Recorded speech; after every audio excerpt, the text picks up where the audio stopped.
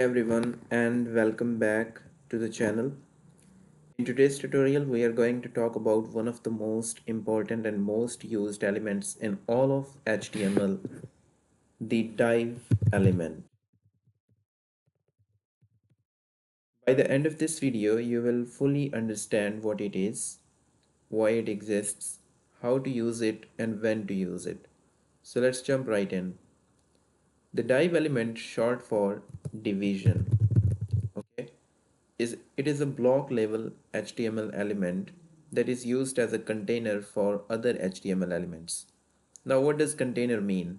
Think of it like a box. Just like a physical box can hold books, clothes, or anything else, a div can hold text, images, buttons, links, forms, basically any HTML content you want. Okay? The div element by itself does absolutely nothing visually. Okay, it do nothing visually. So it has no default styling, no color, no border, no padding, nothing. It's completely invisible on the page. Okay, completely invisible on the page. Understand?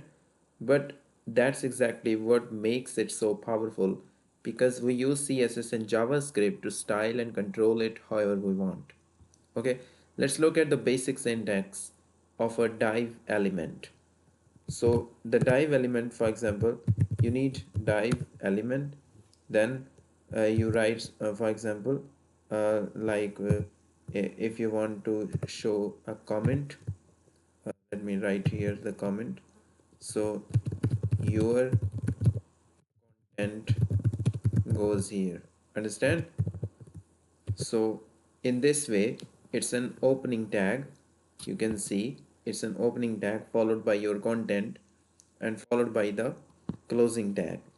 Everything between those two tags is considered inside the div, meaning it belongs to that container.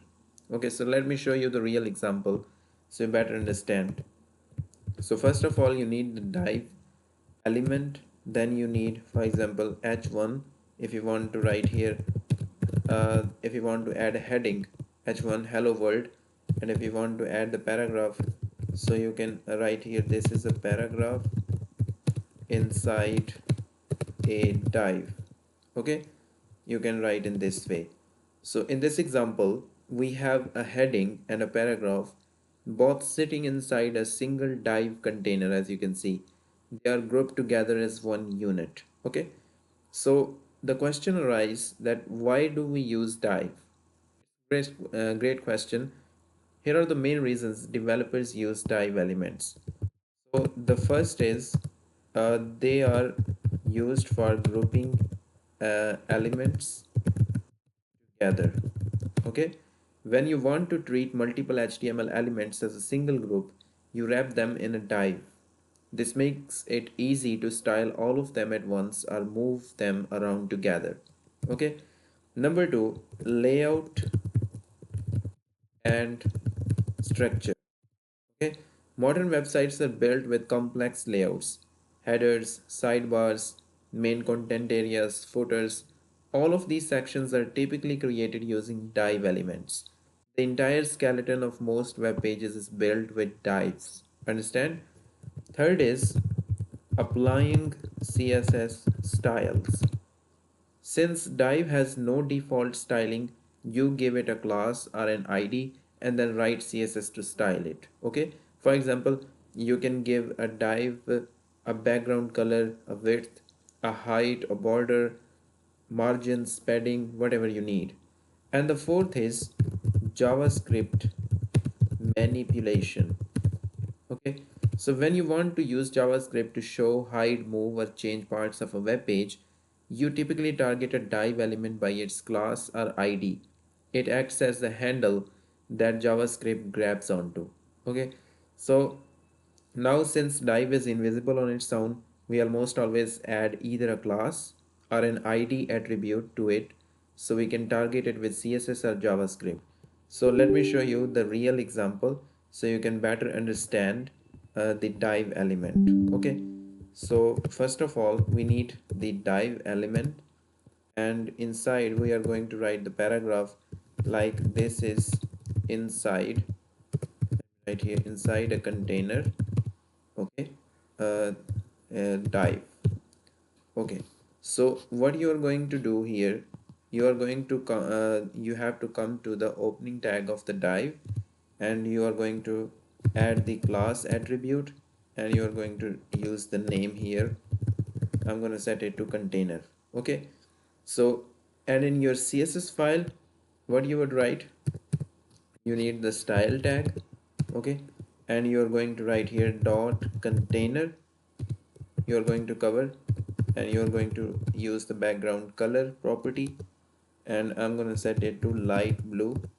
Okay, and I'm going to set the padding to 20 px. Then I'm going to use the border radius attribute, and I'm going to set it to 10 px. Okay, let me open up the preview tab so you can better check the effect of this code, how it looks like. Now that dive has a light blue background, some padding, and rounded corners.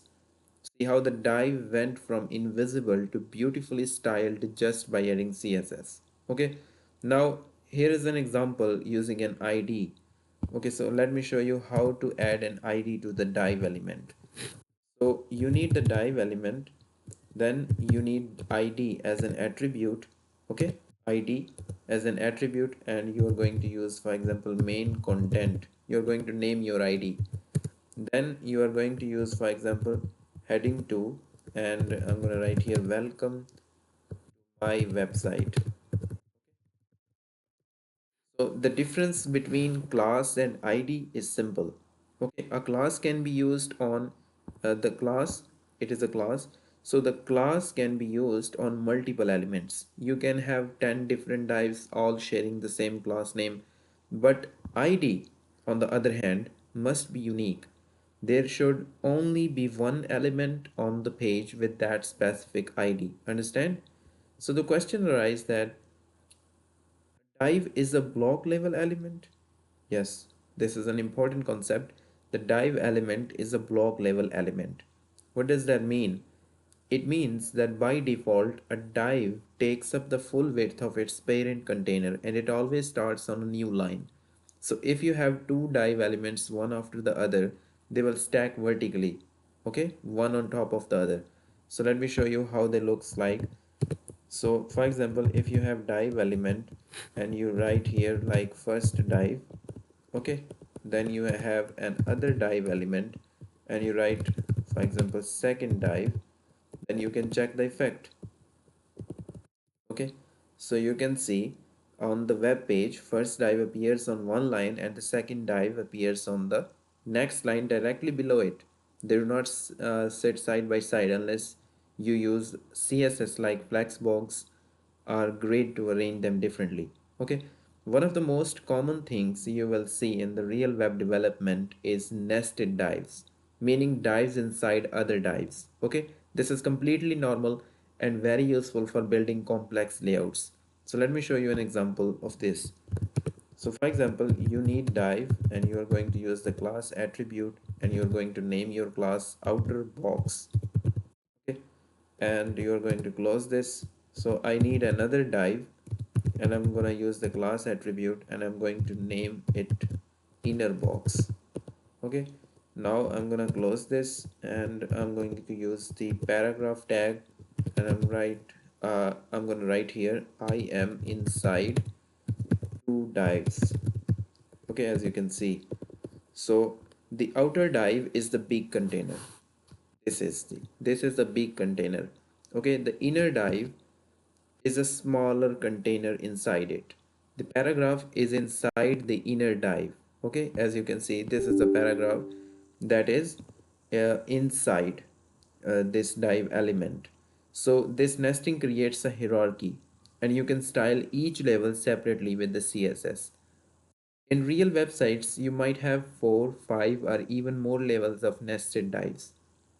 This is how complex web layouts are structured. So let me show you a practical real world example of how dives are used to build a web page layout. Okay, so let's build. So first of all, we need doc type HTML. Then we are going to start the HTML document. we need the head tag here, and inside the head tag we need the title tag. Okay, and I'm going to write here my web page, so you can better check the effect in the preview tab. We have opened it too.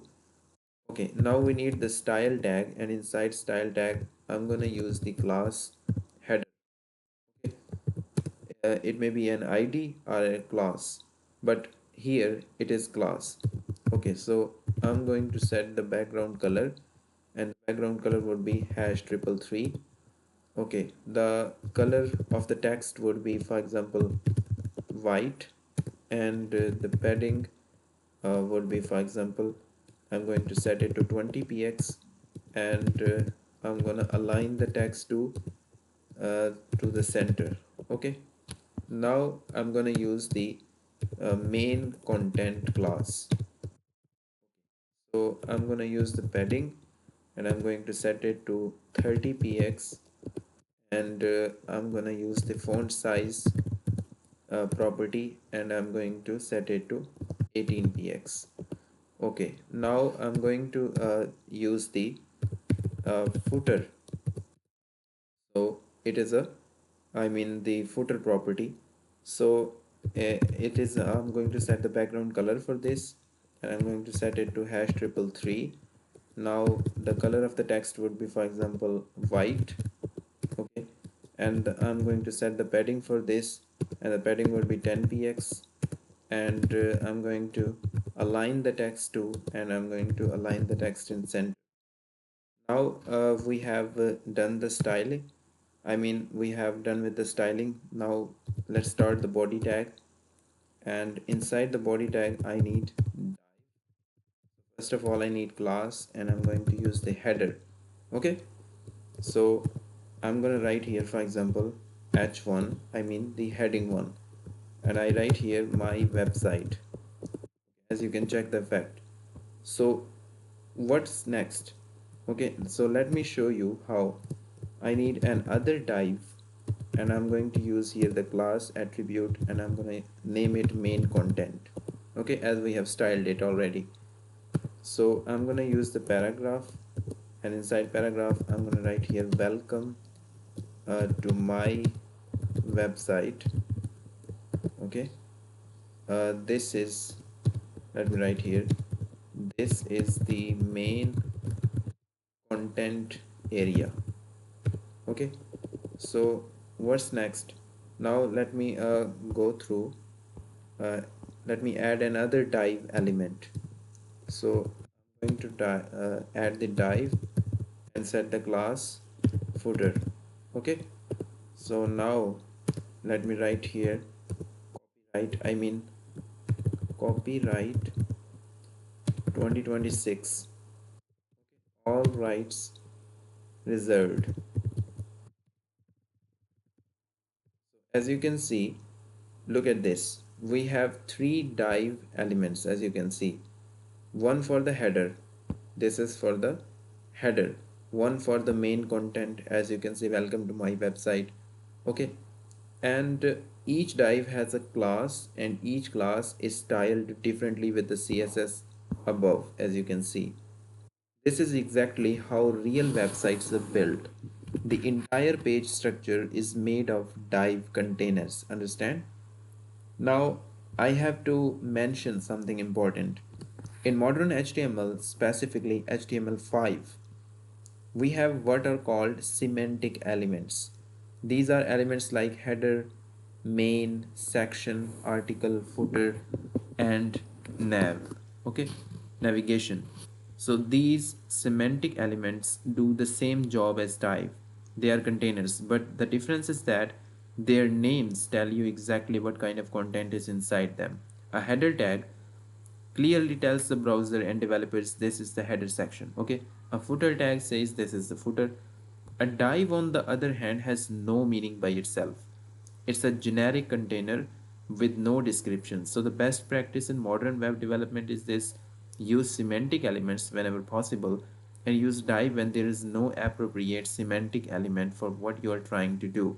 Okay, both are important, and you'll use both in your projects. Alright, let's do a quick summary of everything we covered today. The div element is a generic block level container used to group HTML elements together.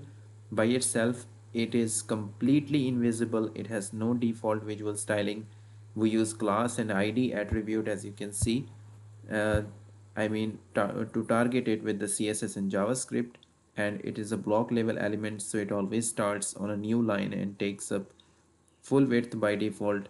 Divs can be nested inside each other as we have done already to create complex layouts. Okay, modern HTML5 provides semantic elements like header, section, footer, which are preferred when the content has a clear meaning, while div is used for generic grouping. Okay, and that's everything you need to know about the HTML div element.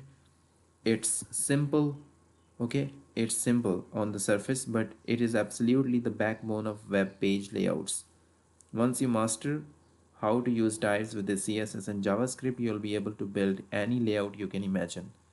If you found this video helpful, please give it a thumbs up.